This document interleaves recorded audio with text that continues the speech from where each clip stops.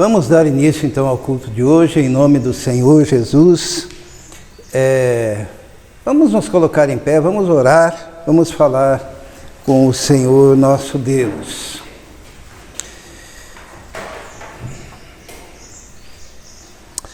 Senhor nosso Deus, nosso Pai, muito obrigado, Senhor, por mais este domingo, por mais esse dia, por mais essa oportunidade de estarmos reunidos na Tua casa, de estarmos reunidos em Teu nome, Senhor, neste momento. Pedimos, ó Deus, que o Senhor trabalhe profundamente, Senhor, o nosso coração, que o Senhor haja em nossas vidas conforme as nossas necessidades, que o Senhor abençoe esse culto, que a Tua presença seja perceptível, ó Deus, que pela fé possamos contemplar o Senhor e possamos, ó Deus, apresentar ao Senhor um culto que lhe seja agradável. Nós te pedimos isso. Esteja tomando conta, Senhor, deste lugar, esteja nos abençoando, é o que nós te pedimos em nome de Jesus. Amém.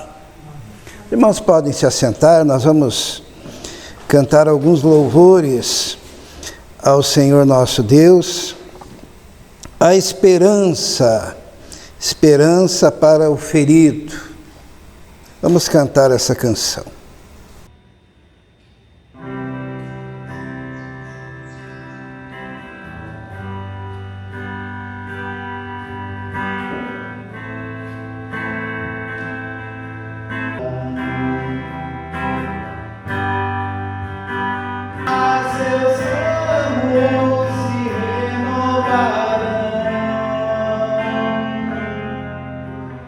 Não cessarão os seus frutos e viverá.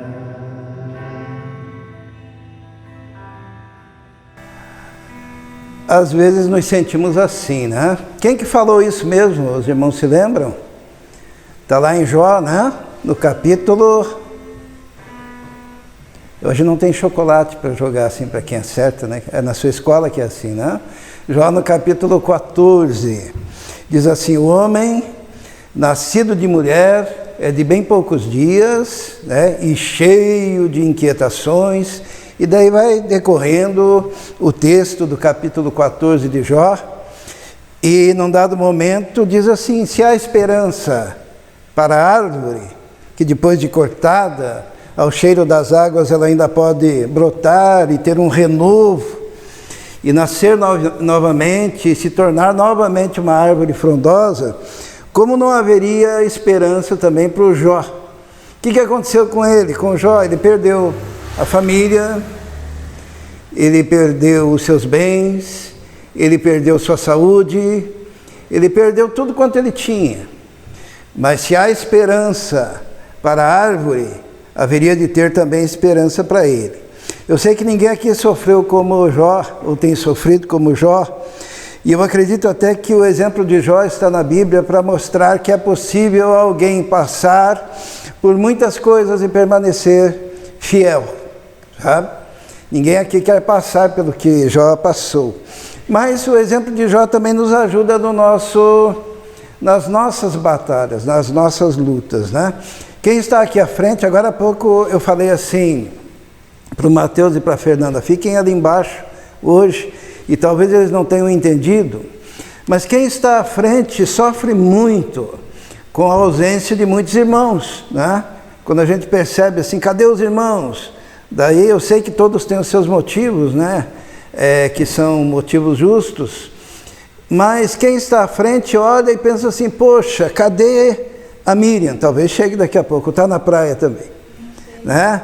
Cadê a irmã Margarida, né? Cadê a Bia? Cadê o Marcos? Cadê o Carlos? Cadê, né? E no final do ano é sempre assim, né? Muita gente viajando, muita gente saindo, alguns muitas vezes por outros motivos. E eu até estava conversando acho que com Israel, com as crianças esses dias, como é difícil a gente pregar e muitas vezes não ver no olhar das pessoas a atenção e o interesse numa mensagem que é genuinamente bíblica, né, que está fundamentada na palavra, de fato, e como é difícil também ver uma atenção tremenda quando se ensinam coisas erradas, né? Quando se ensina, por exemplo, que o diabo precisa dar o aval para que Deus possa nos salvar, né? Isso é uma teologia que está em muitas comunidades. Eles pregam assim que há uma legalidade de Satanás e a gente tem que quebrar a legalidade de Satanás para poder agir. Isso é ensinado por aí, né? E quando a gente pega e fala assim, Satanás nunca tem legalidade, ele é eternamente ilegal, né? Jesus diz que ele peca desde o princípio e que ele nunca se firmou na verdade e que ele é sempre errado, né? E que não existe nenhuma base de autoridade de Satanás para nada. Só que a mensagem que fala genuinamente da Bíblia nem sempre é tão aceita ou atrativa, né? Então nessa batalha nós sofremos um pouco. Então hoje eu pedi assim para os irmãos, vão ali. Por quê? Porque Deus e os irmãos estarão aí cantando, né? Porque normalmente, graças a Deus, estão sempre aqui na frente fazendo um excelente trabalho. Mas como eu tenho a ceia do Senhor hoje, o fato de eu poder olhar para a Fernanda, para o Mateus ali embaixo, para a Vitória, para a Rebeca, isso também é um refrigério para mim, né? Ao vê-los e ao poder pregar a palavra de Deus, genuína palavra de Deus para os irmãos. Porque uma coisa eu tenho convicção, não há morte na panela. Os irmãos se lembram desse texto? Da morte na panela? Que estavam lá os seminaristas preparando a comida, daí alguém gritou, a morte na panela, porque aquele alimento estava envenenado, né? E daí o que aconteceu? O profeta Eliseu, ele colocou algo que transformou aquele alimento para que pudesse ser alimento real para aqueles que precisavam se alimentar. Está isso no Velho Testamento. Então, nós não colocamos morte dentro da panela. Isso significa o quê? Pregamos genuinamente a palavra de Deus. E podemos dizer, como o apóstolo Paulo disse, que nunca se privou de anunciar todo o conselho de Deus e que temia pelo fato de que, com a sua ausência, entrariam na igreja lobos devoradores que não poupariam o rebanho. Então, o refrigério da alma de um líder, de um pastor, é estar fazendo o caminho certo, mesmo com adversidades. E talvez essa palavra seja legal, né? Se há esperança para a árvore, por que não haveria esperança também de olharmos à frente e vermos um povo unido, interessado, envolvido, pregando, anunciando, testemunhando, cheio da graça, cheio do Espírito, a palavra do Senhor, comprometidos com a obra de Deus. É evidente que, com isso eu não estou dizendo que o povo aqui da igreja não seja comprometido, né? Nós temos uma igreja de praticamente 100% de dizimistas, né?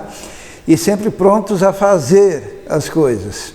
Mas existe, principalmente nesse período de pandemia, uma dificuldade no que diz respeito à frequência, né? A frequência aos cultos. Então, é um motivo de oração para o próximo ano, né? Continuando nós neste lugar, né? E não indo para outro lugar, que Deus esteja nos dando assiduidade, né? Cada dia mais intensa para fazer a obra de Deus, né? Vamos cantar mais uma canção? Eu quero ser como um jardim fechado. Vamos louvar a Deus.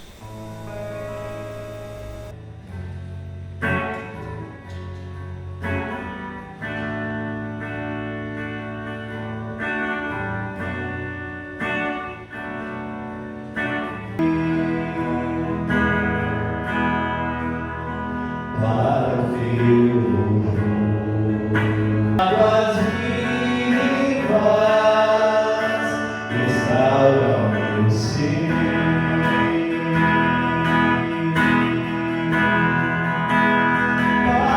meu louvor.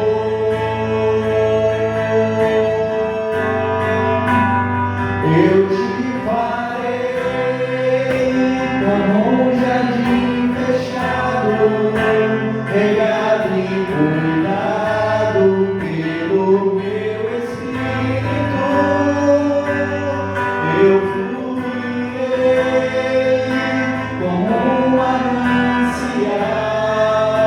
do teu interior, com águas vivas te restaurarei.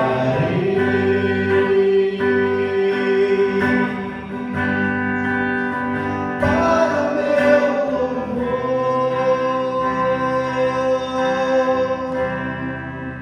te restaurarei.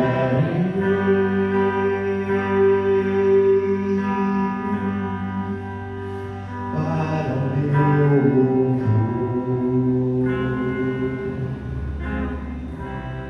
Amém, amém. Nós vamos louvar ao Senhor com mais uma canção. E eu quero ouvir os irmãos aí, né? Além do Israel, né? Ouvi-los cantar louvando ao Senhor nosso Deus. Vamos cantar ao Rei dos Reis, consagro tudo o que sou.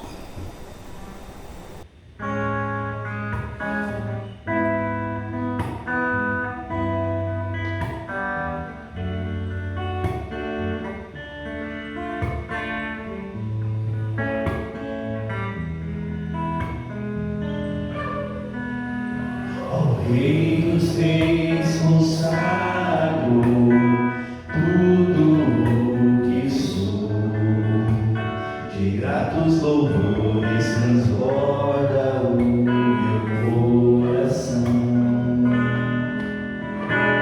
A minha vida eu entrego nas tuas mãos, meu Senhor, pra te exaltar com todo o meu amor. Eu te louvarei conforme a tua justiça e cantarei louvores, pois tu és altíssimo. Celebrarei a ti, ó Deus, com meu viver. Cantarei, contarei as tuas obras, pois por tuas mãos foram criadas terra, céu e mar e todo ser. Que beleza! Toda a terra celebra-te com cânticos de júbilo, pois tu és o Deus Criador.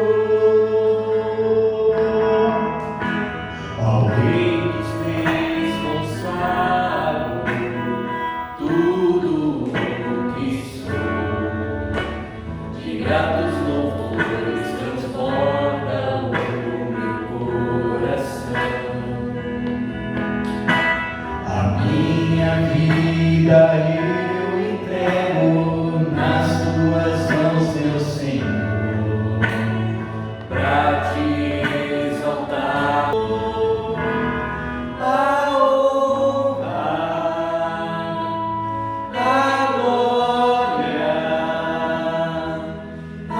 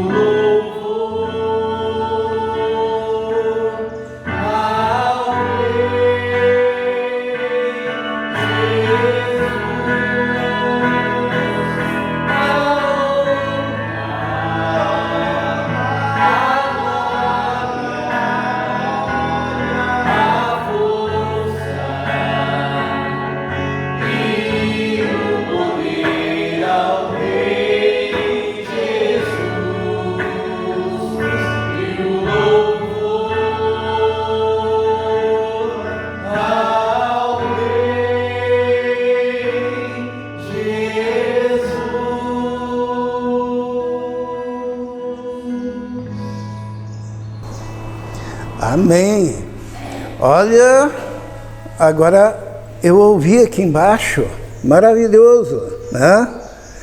Cantando, louvando, adorando a Deus. Nós vamos cantar mais uma canção com todo esse vigor, né? Vamos louvar a Deus. Nós tivemos alguns problemas com ensaios, né, nesses últimos sábados, mas podemos adorar a Deus. Vamos cantar, já nos preparando para a mensagem. Vem o Senhor a vida oferecer.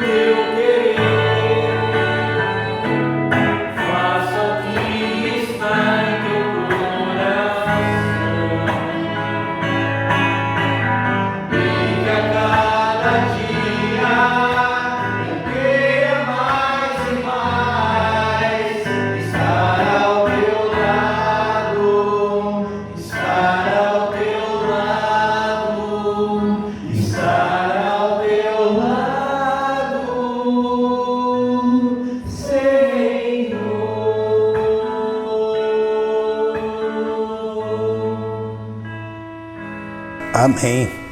Nós temos todo o potencial aqui, potencial de talentos e dons para pregarmos o Evangelho de uma forma acachapante por aí, né? E o grupo aqui até é significativo hoje, né? Em especial, temos muito mais gente aí fora que estão esses tempos sem vir, mas enquanto nós somos mesmo? E quantos Jesus tinha?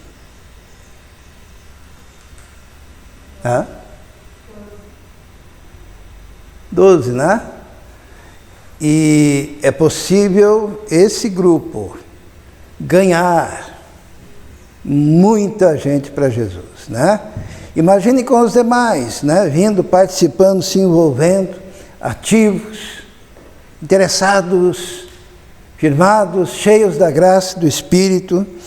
A igreja tem um potencial muito grande, precisamos colocar em prática esse potencial, né? Eu convido o Israel, ele pode ir até ali embaixo, e nós vamos abrir a nossa Bíblia. Na palavra do Senhor, eu vou projetar, peço que os irmãos estejam atentos. Nós vamos meditar na palavra do Senhor, vamos estudar a palavra do Senhor, que é o motivo fundamental de nos reunirmos para ouvirmos a voz do Senhor nosso Deus, né?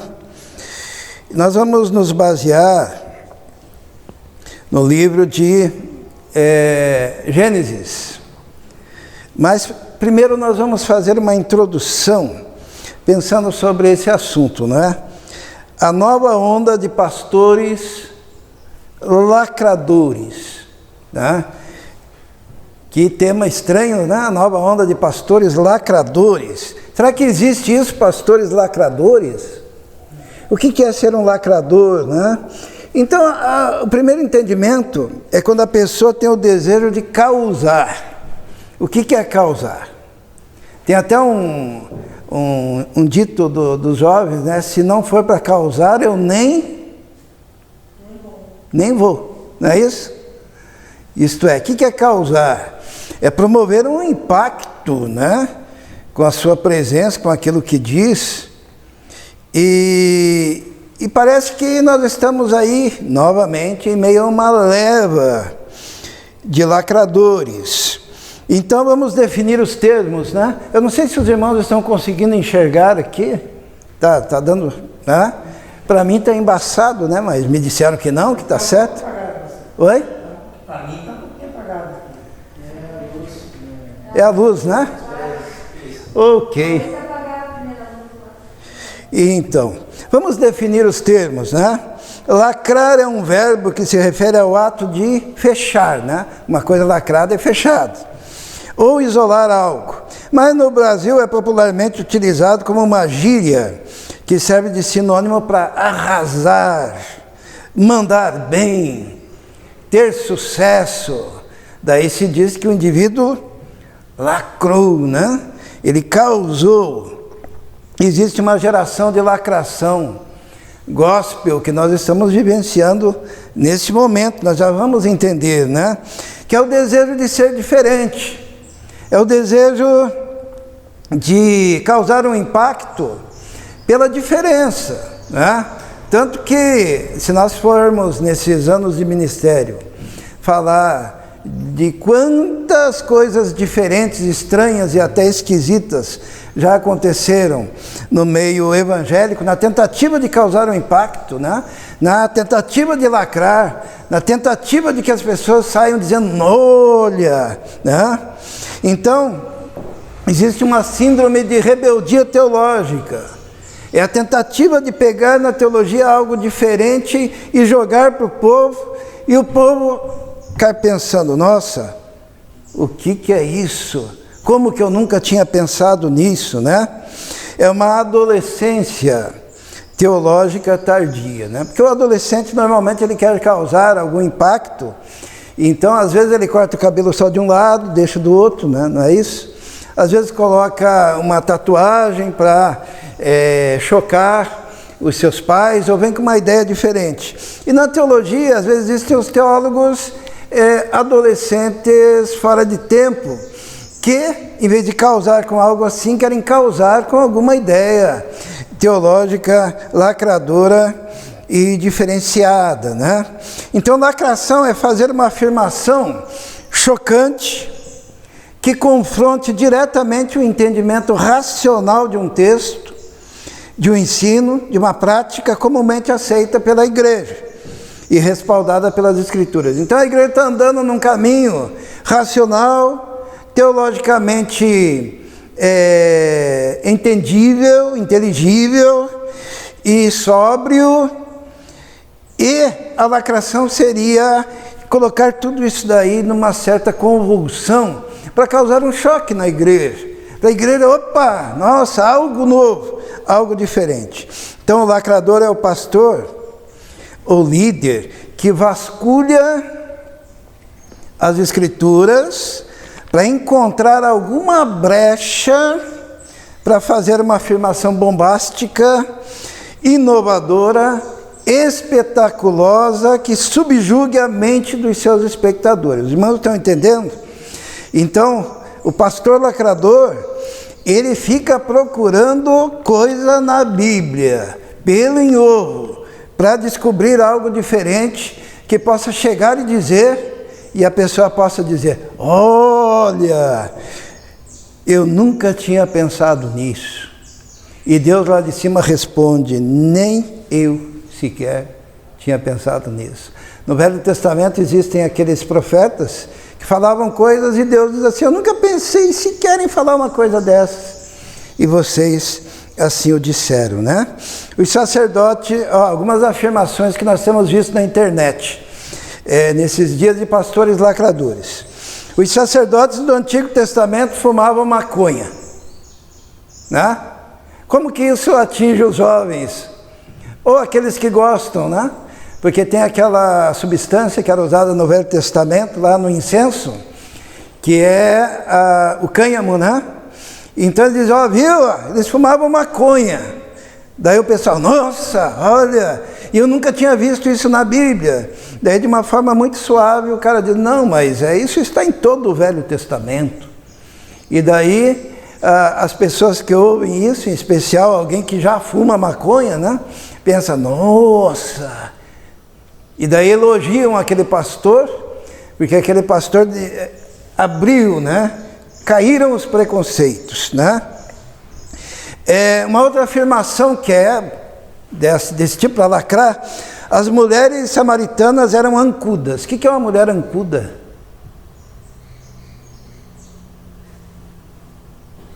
A Giane está fazendo o gesto lá, né? Então, as mulheres samaritanas eram ancudas e Jesus teve uma conversa libidinosa, de duplo sentido com ela. Esses dias eu estava com pena de um pastor que foi excluído da ordem dos pastores batistas, né? E daí eu pensei: coitado, poxa, sabe porque ele falou algo assim e de repente foi mal entendido? Daí eu fui ouvir um sermão dele. E daí eu pensei: poxa, porque ele falou que Jesus chegou lá na beira do poço de Jacó, estava lá a mulher samaritana, e ele chegou: dá-me de beber desta água. Eu nem sei fazer isso, irmãos, pelo amor de Deus. Com uma intenção libidinosa, ela entendeu que Jesus queria ficar com ela, a mulher samaritana, e daí Jesus: olha, se você beber da minha fonte, porque segundo esse pastor a fonte seria, as águas da fonte iriam assim, aos poucos, né? Como se fossem ejaculações. Então aquela mulher pensou: opa, está me querendo. E daí ela disse assim: olha, é o seguinte, dá-me dessa água. Os irmãos estão entendendo? É até difícil falar isso, irmãos, porque só de falar eu fico constrangido. E daí eu pensei: pô, se bem que não significa nada ser excluído da ordem, porque continua do mesmo jeito e falando as mesmas coisas. Mas parece que a pessoa fica procurando algo para poder lacrar. E daí o pessoal pensa: nossa, que maravilhoso, eu nunca tinha pensado que quando Jesus perguntou para aquela mulher: vai lá e chame teu marido. Ela disse: eu não tenho marido, eu estou livre para você.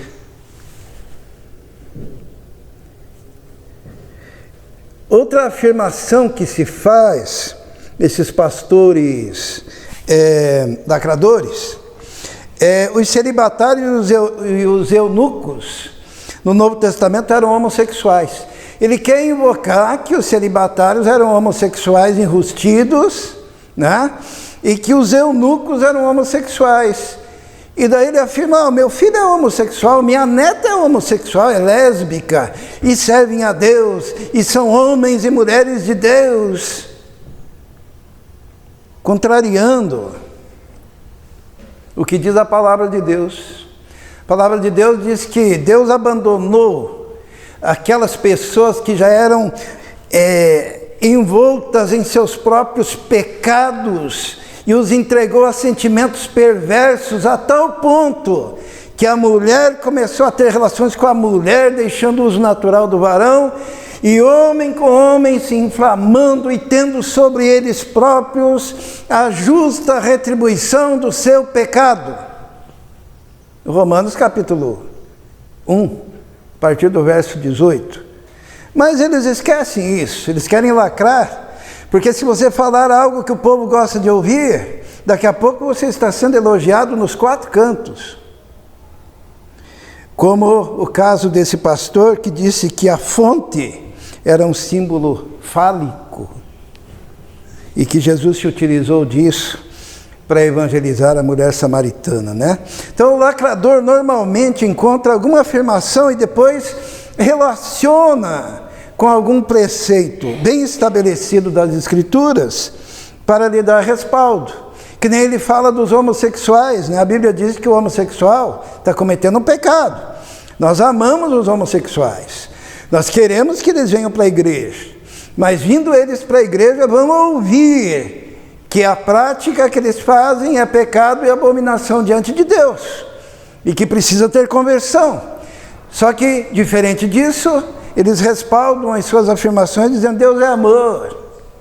Deus não vai levar em consideração isso, não. E no discurso do Deus é amor, eles deixam passar uma boiada de pecado, de coisas que desagradam ao Senhor nosso Deus. Então eles colocam ali o veneno junto com o bife. Ao comer o bife, o ouvinte sorve o veneno. E vão para casa dizendo: nossa, que mensagem maravilhosa sobre o amor. Quando na verdade a mensagem não foi sobre o amor. A mensagem foi sobre a tolerância, apesar de Deus ser contra, do pecado, né? E a desculpa atrás disso foi a ideia do amor. Mas existem lacradores em todos os tempos. Depois nós vamos falar da serpente lacradora. Mas existem os lacradores da época de Jesus. Por exemplo, os lacradores do Antigo Testamento, Coré, Datão e Abirão. Coré, Datão e Abirão, eles chegaram para o povo e disseram assim: basta-vos, pois que toda a congregação é santa, todos são santos, e o Senhor está no meio deles. Por que, pois, falando para Moisés e Arão, vos elevais sobre a congregação do Senhor? Como é que eles lacraram? Eles chegaram para o povo e disseram assim: é o seguinte, vocês estão obedecendo Moisés, mas acontece que vocês são santos, todos são de Deus, e Moisés e Arão, na verdade, estão se exaltando contra nós, porque todos nós somos iguais, e todos nós somos líderes. Isso é uma lacração, né? Porque é assim, para que a gente precisa de líder? Para que a gente precisa de pastor? Para que a gente precisa das atividades de liderança dentro da igreja, se todo mundo é igual? E todo mundo é santo? Eles falam uma meia verdade, para conseguir colocar ali o seu veneno. O que Deus fez nessa situação? Os irmãos sabem? Deus fez o seguinte: Moisés disse assim: tudo bem, vocês acham isso? Então eu vou consultar a Deus. E foi o caso que essa rebelião fez com que se abrisse o chão e fossem engolidos todos esses rebeldes, porque eles estavam contra a determinação de Deus naquele caso. E o povo seguiu aquela lacração, a tal ponto que o povo chegou numa situação de querer apedrejar Moisés e Arão. E daí veio a nuvem de glória e cobriu os dois para protegê-los do apedrejamento. Porque esses caras quiseram lacrar com uma afirmação que parecia ser muito legal, mas que levou o povo para uma situação de catástrofe com aquilo que aconteceu, né? Temos os lacradores da época de Jesus. Jesus estava ensinando, daí uma mulher levantou a sua voz e disse: e aconteceu que, dizendo ele estas coisas, uma mulher dentre a multidão levantou a voz e lhe disse: bem-aventurados o ventre que te trouxe e os peitos que mamaste. É bonito, né? Sabe essas afirmações de puxa-saco? Jesus pregando, e ela disse, bem-aventurado o ventre que te trouxe, né? Era exaltação a Maria, como nós vemos em muitas religiões hoje em dia. Mas o que Jesus respondeu? Mas ele disse, antes bem-aventurados os que ouvem a palavra de Deus e aguardam. Jesus não aceitava lacração, não aceitou a lacração de Pedro, quando Jesus estava explicando que ia para a cruz, e Pedro disse, de maneira nenhuma isso vai acontecer. Imagine se Jesus aceitasse isso, né? Hoje nós estaríamos condenados e perdidos. Existem os lacradores da época do apóstolo Paulo, que nós encontramos, por exemplo, o caso de Himeneu e Fileto, né? E a palavra destes roerá como gangrena, diz Paulo, entre os quais estão Himeneu e Fileto. Qual que era a afirmação de Himeneu e Fileto? Os quais se desviaram da verdade, dizendo que a ressurreição era já feita, e perverteram a fé de alguns. Os caras chegaram na igreja pregando que a ressurreição não é depois, a ressurreição já aconteceu. Já estava todo mundo ressuscitado ali. E é uma afirmação que vai contra a racionalidade, mas que o povo aceita e desvia muitos da fé, porque é algo diferente. Enquanto o líder está falando sobre esperança, os lacradores estão fazendo uma ruptura no ensinamento da palavra de Deus. Eu tive os meus lacradores na minha época também, os lacradores da época do vinil. Os irmãos sabem o que é isso? Era a época que a gente ia para a igreja, na minha adolescência, não para ouvir uma mensagem, sabe para quê? A minha mãe sabe, que ela também viu isso. O pastor colocava uma radiola ali no púlpito, um microfone, e girava o vinil do lado contrário. Para ouvir, lembra? Para ouvir a voz do diabo, da exaltação ao diabo no vinil. E o que acontecia com a igreja? Os irmãos sabem? Lotava. Venham todos que vocês vão ouvir a voz do diabo no disco do Roberto Carlos, no vinil. E daí aquela igreja lotada, daí o pastor dizia, todo mundo em silêncio agora, vocês vão perceber. E daí ele ia rodando o disco ao contrário, e daí num dado momento dava um ruído diferente lá, vocês viram, eu vou repetir. Isto é, afirmações para capturar os incautos, e conseguem, né? Hoje em dia nós vivemos a época dos lacradores do desenho animado. O que é isso? É um tal de gente, lembra muito disso?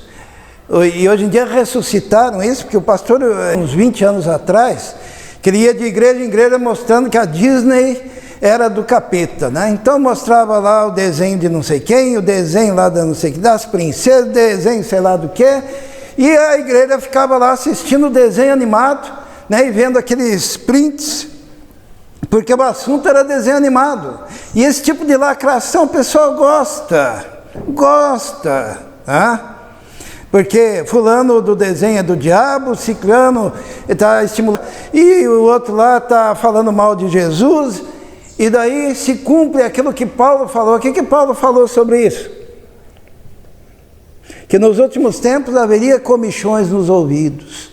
Paulo diz ainda que se desviariam os ouvidos, ninguém lembra?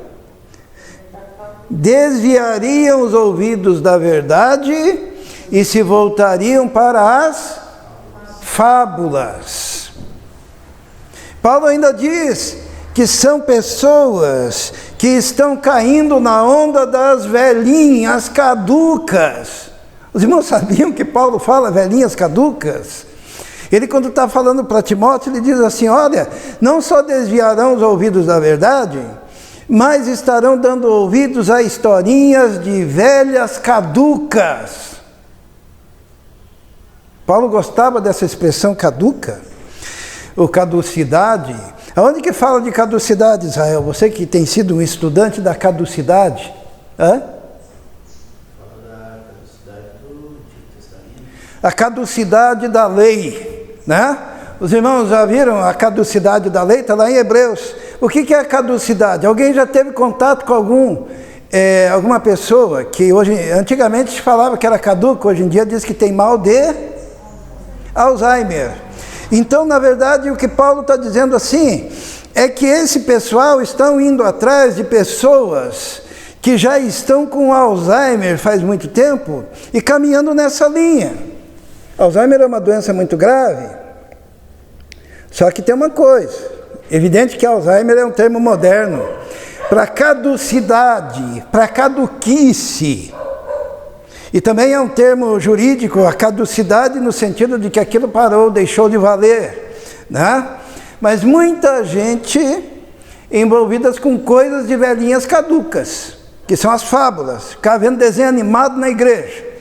Outros, a caducidade da lei, ficar brigando se tem que cumprir a lei, não tem que cumprir a lei. Daí diz assim, essa é a história de quem tem Alzheimer. Se você tem Alzheimer, vai lá e cumpra a lei, porque a lei já caducou. Porque Jesus, o que ele fez? Cumpriu. Jesus cumpriu a lei. Aquilo ficou para o Velho Testamento. Mas agora, na ordem de Melquisedeque, vivemos em novidade de vida. Existem também as empresas da lacração, né, que é o gospel marketing, que eles preparam tudo para que a pessoa possa lacrar em diversas coisas. Então, existem os lacradores eclesiásticos ou eclesiológicos, que são aqueles lacradores que mudam a eclesiologia da igreja. Eles colocam lá a avó Rosa para mandar na igreja, eles colocam os apóstolos modernos, que são uma aberração do ponto de vista bíblico, e mudam a eclesiologia, porque agora eu sou da igreja dos apóstolos. Os lacradores litúrgicos com cultos diferentes, até culto que tem cancha, ou melhor, tem ringue de UFC, né? Imagine vir para a igreja e assistir uma luta de UFC durante o culto, né? São os lacradores teológicos que apresentam um Deus esquisito, né? E como tem apresentado deuses esquisitos, deuses diferentes. Os lacradores progressistas que estão com todas as pautas progressistas, né? Eles são favoráveis ao casamento gay, homossexual, eles são favoráveis às pautas, todas essas pautas progressistas que são também aceitas pela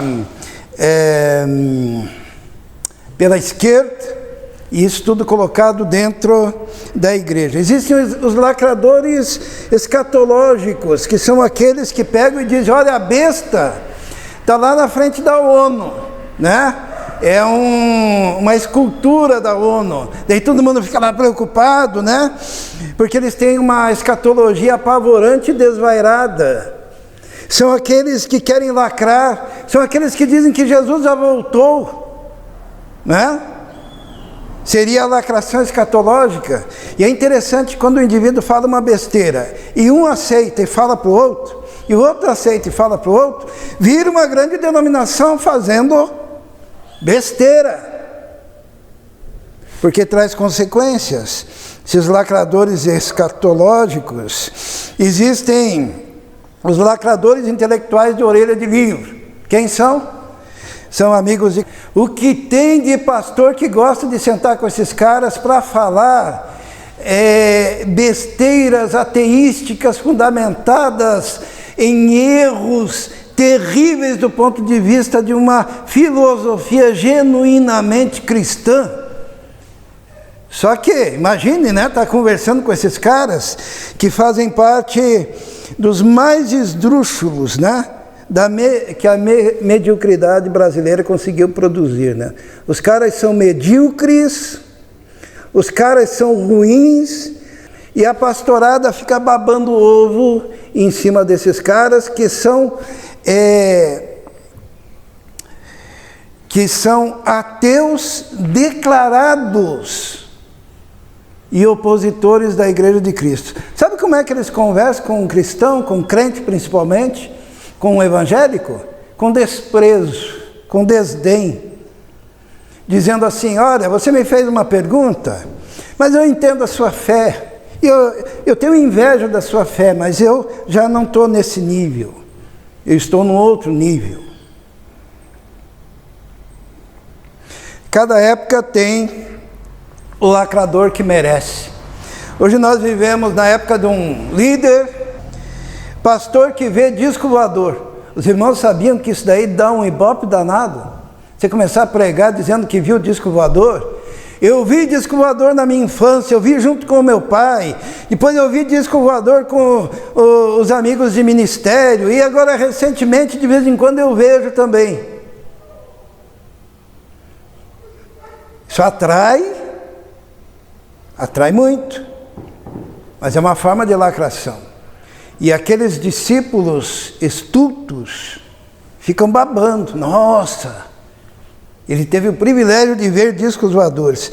O Ed René que prega a mensagem do Deus promíscuo. Eu tenho até ojeriza de falar, mas esse é o título da mensagem. Ele apresentou o Deus promíscuo e falou que Jesus libidinosamente falava com a mulher samaritana, né?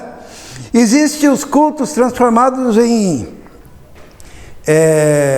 como é que chama? Stand-up. Não é? Eu escrevi errado ali. Stand-up comedy. Lacrando, e lacrando, e lacrando com piadas e fazendo com que a mensagem do Senhor seja maculada com isso. E daí existe o paletó. Lembram disso? Que da época que o pessoal ia na igreja, porque o pastor pegava o paletó e fazia um vento e todo mundo caía no chão. A unção da lagartixa, quando os irmãos ficavam na parede. Não sei se os irmãos lembram disso. Não é piada, mas é uma forma de lacração. A oração para emagrecer. Uma irmã chegou para mim e disse: pastor, estou segurando aqui minha saia. Fui lá para a oração de emagrecer. Vai acabar com o teu emprego, Israel, né? De educação física. Unção para as regiões íntimas. Casal está com problema de relacionamento. O pastor chama os dois, entra um de cada vez. Ele pega o óleo da unção e diz para o marido: passe o óleo da unção aí. Daí o marido passa. Agora, e por isso, foi até excluído ali no Boqueirão, a igreja fazia fila para receberem a unção. Lacração promíscua, pecaminosa. Pregar com musiquinha no fundo, né? Para simular o toque do Espírito Santo. Israel, vem que eu vou começar a falar, né? Quando eu começar a orar, a música você já escolhe aquela bem suave, tá? Quando eu tiver incisivo, você dá mais. E assim o povo vai ter a sensação, já que são um bando de idiotas, vão ter a sensação que é o Espírito Santo. É assim que eles tratam o povo. É de uma imbecilidade absurda. E com tudo isso é feito internet e busca de notoriedade. Isto é, se o pastor quiser likes na internet, se quiser ser visto, se quiser adeptos, se quiser seguidores, é só ele fazer uma dessas coisas e lacrar. Os lacradores da contemporaneidade, do nosso tempo, como que são? As características dos pastores lacradores da nossa época são as mesmas que a dos primeiros lacradores da história. Vamos ver lá os primeiros. Eles gostam de editar, atualizar, ressignificar a palavra de Deus como a serpente fez. Esses caras, o que é editar? É você pegar um texto e modificá-lo. É você atualizar, trazer para o nosso tempo, né? Da forma deles. Ressignificar significa dar um significado diferente. Afirmações bombásticas, perversão da lógica, afirmações com aparência de sabedoria. Vamos ver um pouquinho, rapidamente, sobre isso. A Bíblia diz assim: ora, a serpente era mais astuta que todas as alimárias do campo que o Senhor Deus tinha feito. E esta disse à mulher: é assim que Deus disse, não comereis de toda árvore do jardim? E disse a mulher à serpente: do fruto das árvores do jardim comeremos, mas do fruto da árvore que está no meio do jardim, disse Deus, não comereis dele, nem nele tocareis, para que não morrais. Então a serpente disse à mulher: certamente não morrerás. Se ela fosse um pregador moderno, ela diria assim: repita comigo, estão me acompanhando? Repita comigo. Certamente não morrerás. Daí o grupo: certamente não morreremos. Repita comigo: certamente não morrerás. Uma lacração. E ele explica, né? A serpente explica, diz assim: porque Deus sabe que no dia em que dele comerdes, se abrirão os vossos olhos, e sereis como Deus, sabendo o bem e o mal. Que afirmação, hein? Para capturar aquela mente frágil. E diz a palavra de Deus que a mulher viu que aquela árvore era boa para se comer, agradável aos olhos, desejável para dar entendimento. Tomou do seu fruto e comeu e deu também ao marido, e ele comeu com ela. Vamos ver o que tinha nessa mensagem. Tinha o discurso do opressor, né? Não tinha? O opressor, no caso, era Deus, né?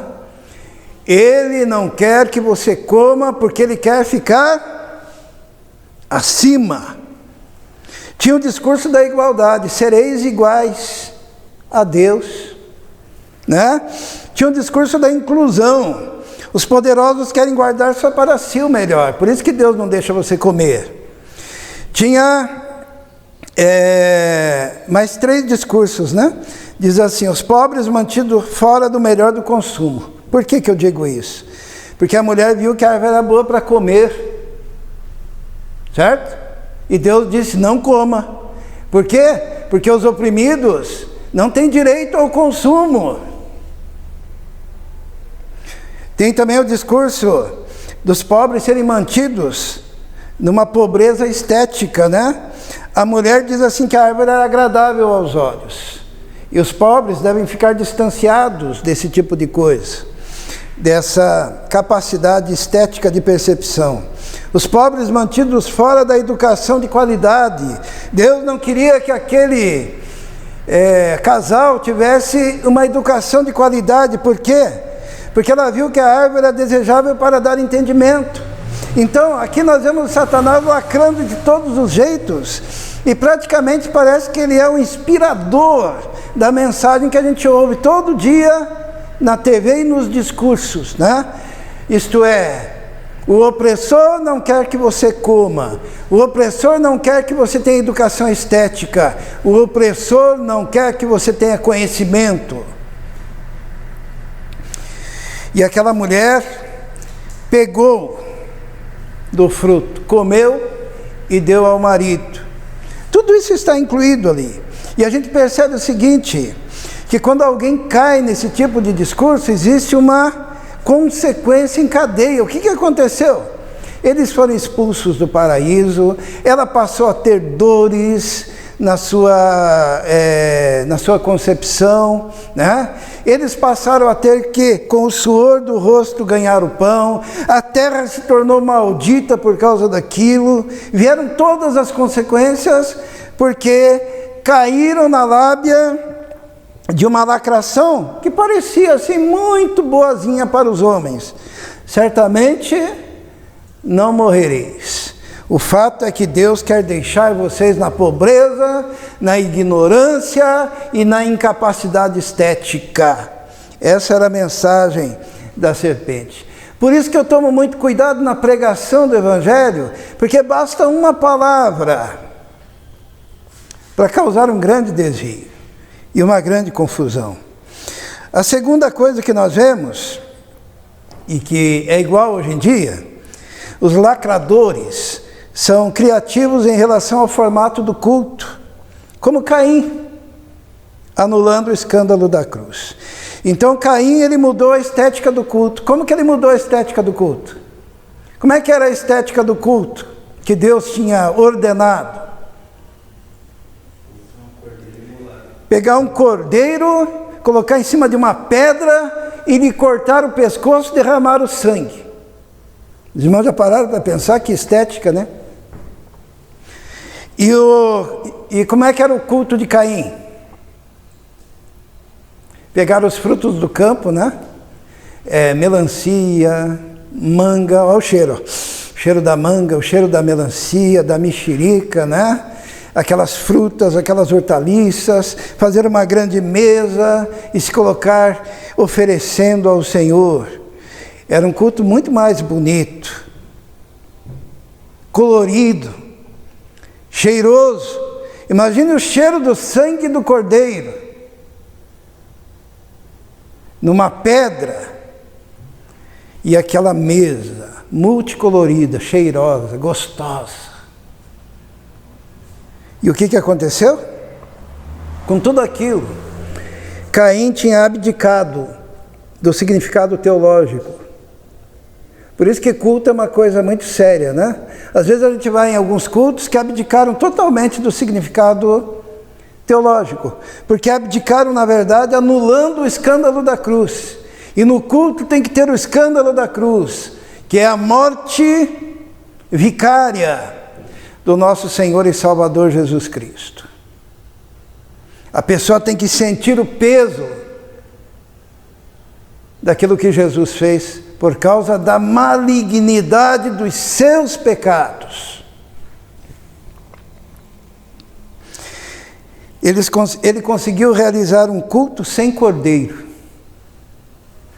E todo culto que é realizado sem a figura do cordeiro, que é Jesus, que representa, que tipifica Jesus, não é culto.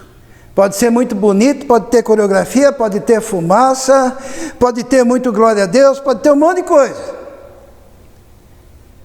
Mas se não tem o cordeiro, não tem nada. A palavra diz assim: aconteceu ao cabo de dias que Caim trouxe do fruto da terra uma oferta ao Senhor. E Abel também trouxe dos primogênitos das suas ovelhas e da sua gordura. E atentou o Senhor para a oferta de Abel, né? Ou para Abel e sua oferta, mas a Caim e para a sua oferta não atentou. Por que Deus atentou ou aceitou a oferta de Abel e não aceitou a de Caim?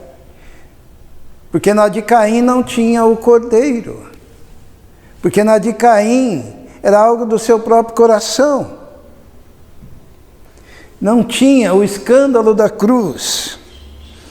E Caim, então, diz que irou-se fortemente, descaiu-lhe o semblante. E o Senhor disse a Caim: por que te iraste? Por que descaiu o teu semblante? Se fizeres bem, não é certo que serás aceito?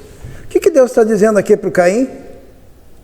Está dizendo assim: Caim, é só você fazer da forma certa agora. Vai lá, pega um cordeiro, traga o cordeiro, ofereça o cordeiro.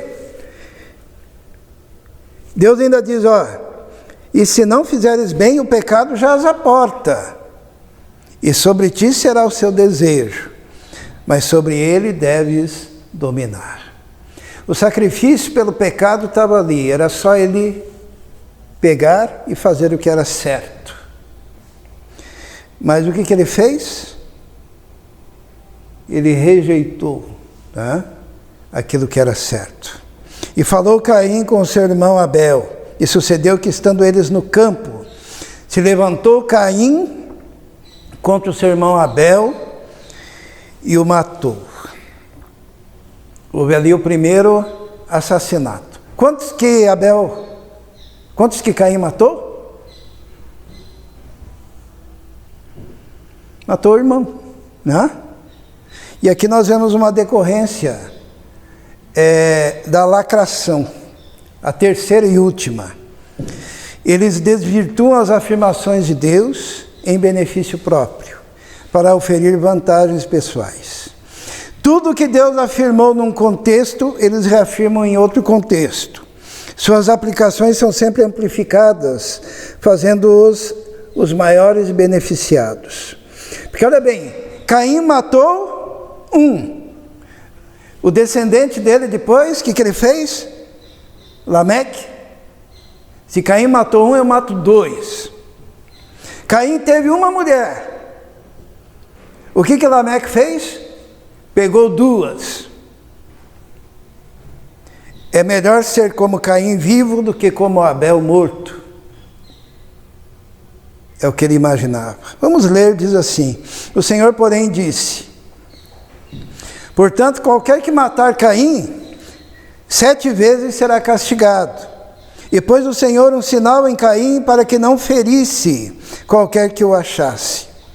E tomou Lameque para si 2 mulheres. O nome de uma era Ada e o nome de outro Zilá.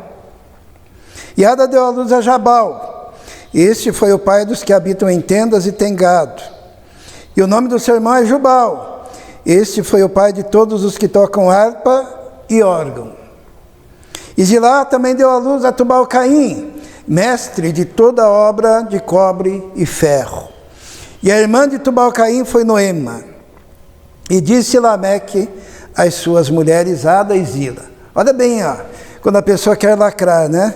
Ouvi a minha voz, vós mulheres de Lameque, porque já tinha pego 2, né?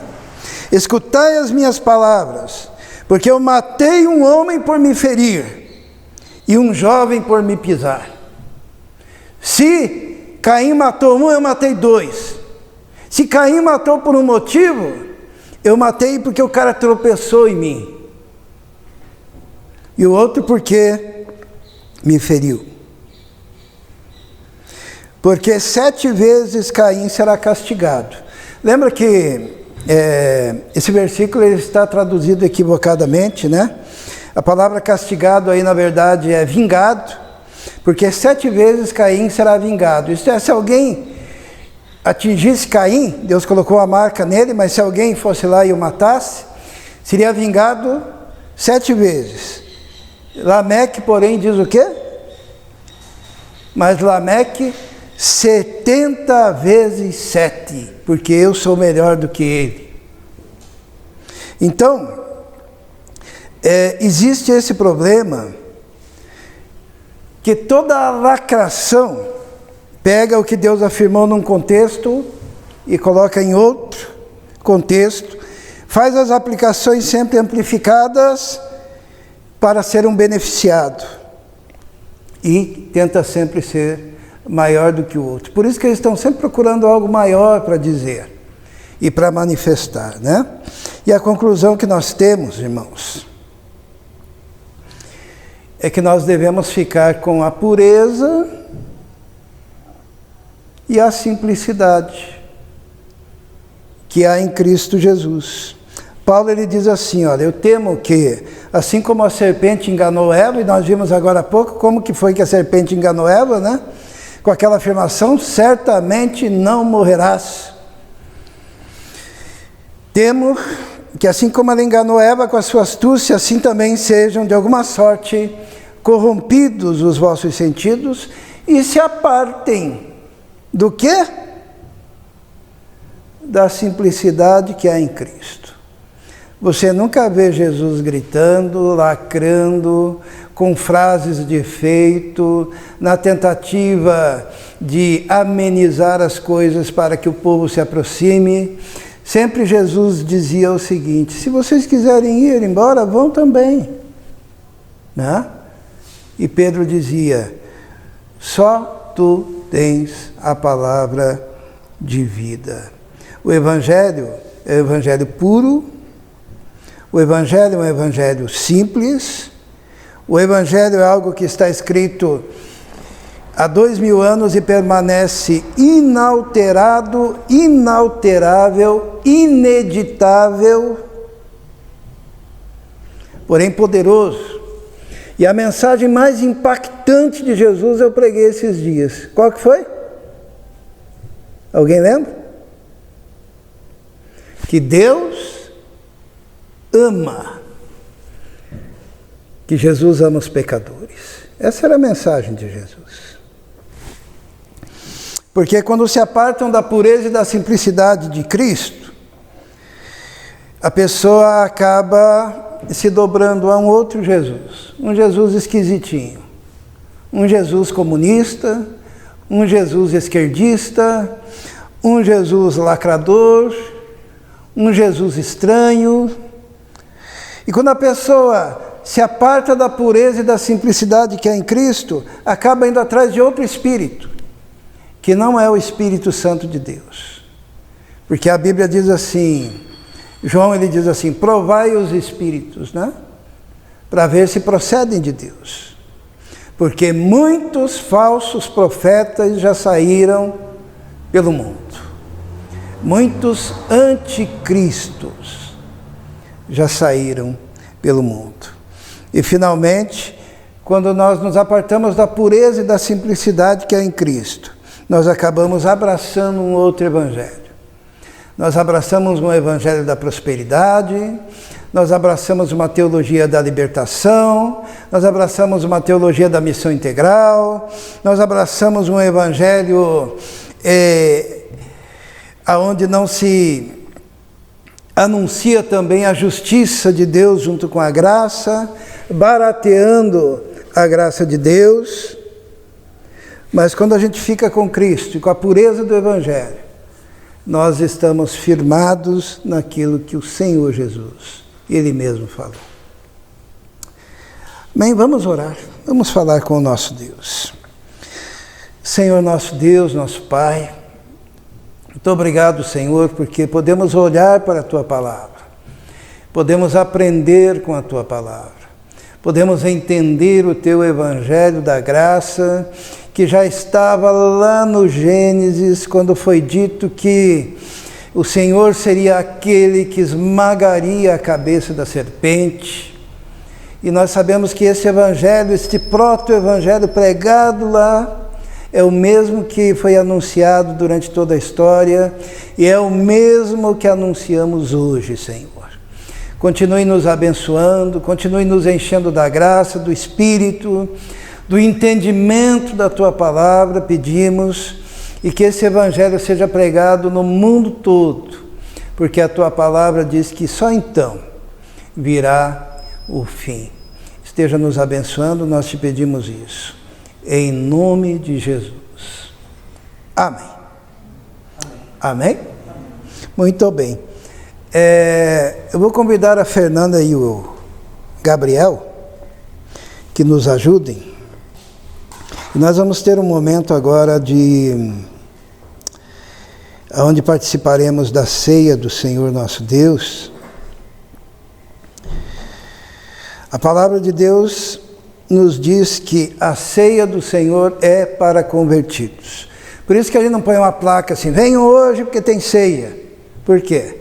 Porque a Bíblia diz que muita gente tinha morrido e tinha ficado doente por participar da ceia do Senhor sem ter se convertido. A ceia do Senhor não é só um ritual. Paulo ele diz assim de forma muito clara, lá em 1 Coríntios, no capítulo 11, ele diz assim, olha só, versículo 28, examine-se cada um a si mesmo, e então coma do pão e beba do cálice, pois quem come e bebe sem discernir o corpo do Senhor, come e bebe para a sua própria condenação. Discernir o corpo de Cristo é ter entendido a mensagem do Evangelho e ter recebido Jesus. A ceia do Senhor é para convertidos. E depois ele diz assim, por isso há entre vocês muitos fracos e doentes, e vários já morreram. Os irmãos estão entendendo a seriedade da ceia do Senhor? Daí depois ele diz assim: mas se nós tivéssemos o cuidado de examinar a nós mesmos, não receberíamos juízo. Então a ceia do Senhor é uma oportunidade de você examinar a si mesmo, você entender se teve um encontro com Jesus genuíno, que converteu, que mudou, que transformou a sua vida e que o libertou, inclusive de preceitos que são do tempo do Alzheimer, que caducaram e entregaram a uma vida agora pela graça do Senhor, nosso Deus. Então, nós vamos cantar, eu vou convidar o Israel que toque uma canção, e eu quero dar oportunidade para você, para examinar a si mesmo, né? Examine-se o homem a si mesmo, e beba do pão, ou melhor, coma do pão, e beba do vinho, do cálice, que representa o sangue do Senhor.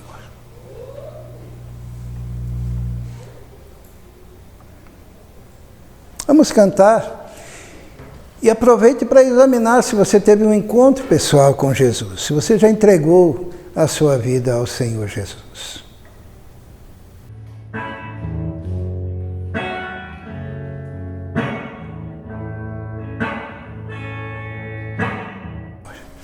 Senhor nosso Deus, nós temos examinado o nosso coração diante de Ti e queremos declarar que queremos ter uma vida reta, limpa, uma vida de temor diante do Senhor, e declaramos também que um dia fomos alcançados por Ti, que o Teu sangue nos purificou e nos libertou de todos os pecados passados, presentes e futuros, nos tornando novas criaturas. As coisas velhas já passaram, tudo se fez novo.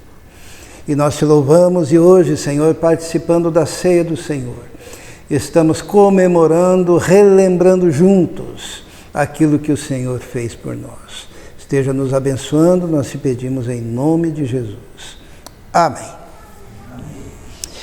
Nós vamos cantar o hino número 123, e o Gabriel então estará, antes de cantarmos, orando, abençoando o pão que simboliza o corpo do Senhor nosso Deus. Senhor Jesus, obrigado por essa oportunidade de estarmos na Tua presença, Senhor, rememorando o Seu sacrifício tão sofrido, tão doloroso, que foi feito por amor a nós, amor a toda a humanidade, para que nós consigamos chegar a Ti, Senhor, para que nós consigamos ter comunhão com o Senhor novamente, Senhor. Agradecemos por esse amor tão imenso, por esse amor tão grande, que nos liga, que nos religa e que nos traz ao Seu trono, Senhor. Agradecemos aqui, em nome de Jesus. Amém. Amém. Vamos cantar enquanto o Gabriel distribui o primeiro elemento que simboliza o corpo do Senhor.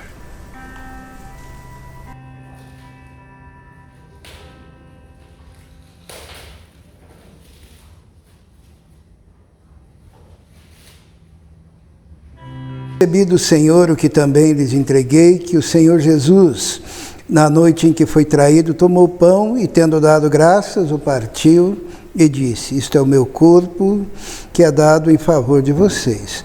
Façam isso em memória de mim. Em memória ao sacrifício do nosso Senhor, comamos o primeiro elemento. Te louvamos, Senhor, te agradecemos que um dia o teu corpo esteve na cruz do Calvário por nossos pecados. O castigo que nos traz a paz estava sobre o Senhor, e foi pelas suas pisaduras que fomos sarados. Por isso nós te louvamos, te agradecemos, em nome de Jesus. A Fernanda vai distribuir o segundo elemento, que simboliza o sangue do nosso Senhor.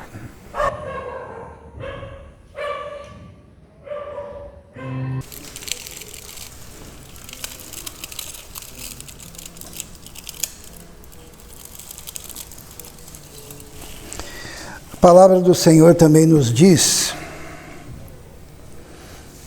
da mesma forma, depois da ceia, ele tomou o cálice e disse: este cálice é a nova aliança. Nova aliança. Significa que a velha aliança caducou, né? A nova aliança. No meu sangue, façam isso sempre que o beberem em memória de mim. Em memória ao sacrifício do nosso Senhor. Vamos participar do segundo elemento que simboliza o sangue do Senhor. Bebamos.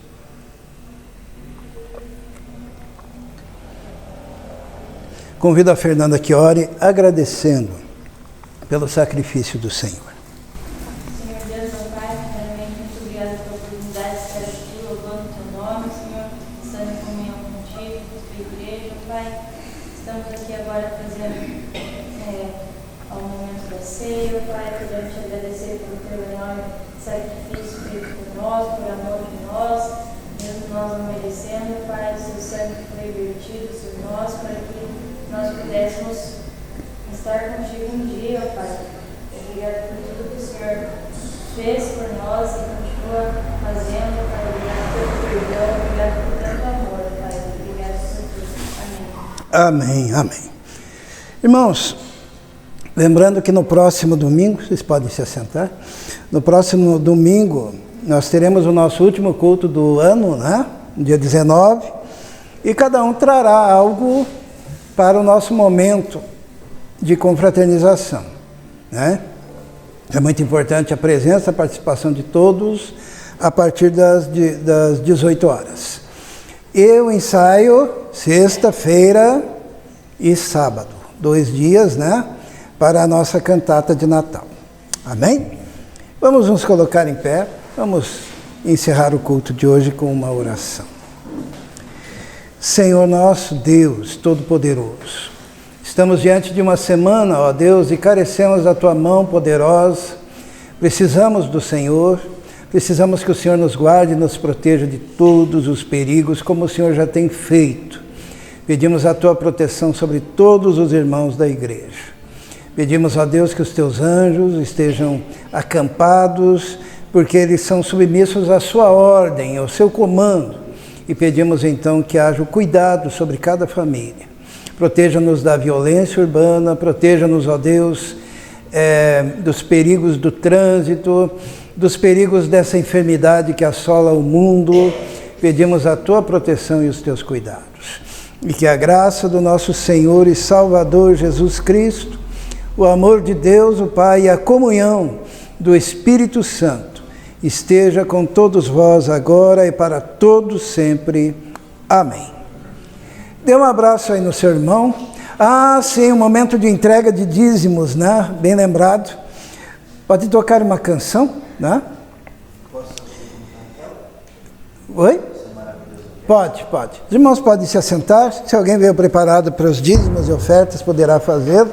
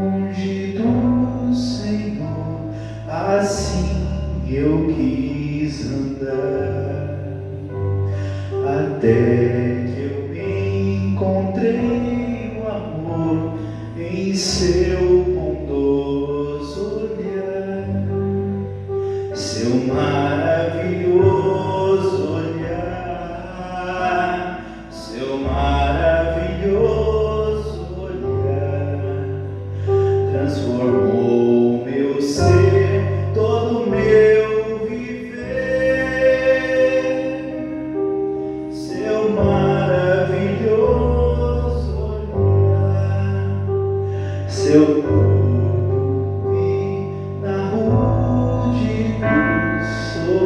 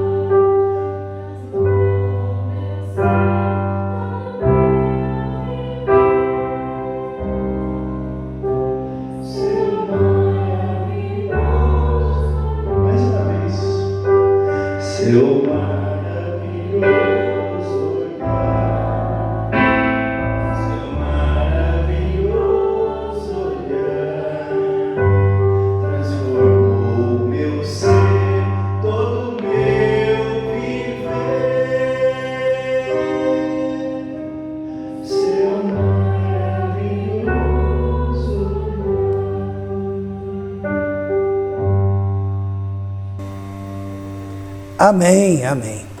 Dê um abraço no seu irmão, que Deus abençoe a todos.